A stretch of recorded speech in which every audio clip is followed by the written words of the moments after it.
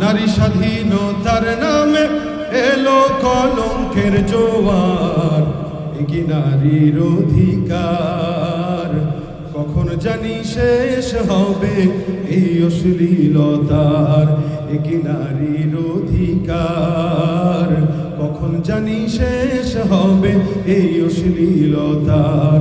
Ward commissioner থেকে union পরিষদে ক্রমান্বয়ে দেখো রে ভাই একেবারে সংসদে, ওয়ার্ড কমিশনার থেকে ইউনিয়ন পরিষদে ক্রমান্বয়ে দেখো রে ভাই একেবারে সংসদে।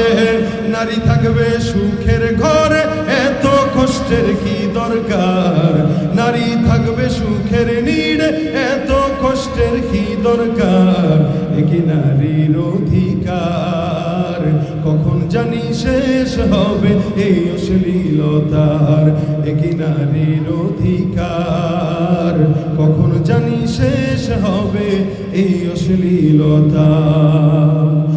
এরাই নারীবাদী হয়ে আমাদের সামনে নারীদের অধিকারের কথা বলে, কিন্তু দিন শেষে অধিকারের নামে দৌলত দিয়া পারে এরাই নারীদেরকে বিক্রি করে, পাচার করে।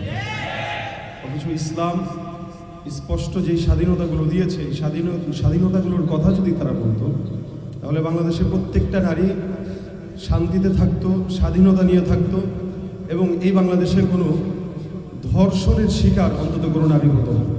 অথচ আল্লাহ পাক রব্বুল আলামিন বলেছেন, লা তুকরিহু ফাতায়াতিকুম আলাল বিগাই ইন আরাদনা তাহাসসুনান লিতাবতাগু আরাদাল হায়াতিদ দুনিয়া।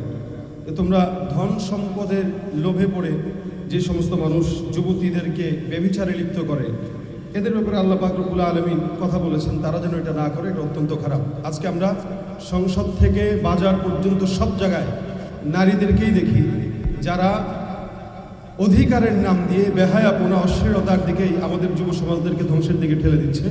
আমরা চাই আজকের এই সেমিনারের মাধ্যমে বাংলাদেশ থেকে এই নারী কমিশন যেই আইন পাশ করতে চাচ্ছিল এটা যেন বাতিল হয়, এবং বাংলাদেশে ইসলামের আইন অনুযায়ী নারী স্বাধীনতা আসুক, প্রত্যেকটা ঘরে ঘরে শান্তি আসবে বলে আমরা বিশ্বাস করি। ইনশাআল্লাহ আমরা জাতীয় ওলামা মাশায়েখ আইম্মা পরিষদের পক্ষ থেকে এই বাংলাদেশে কোনো প্রকার ইসলাম বিরোধী আইন পাশ করতে দিব না, ইনশাআল্লাহ।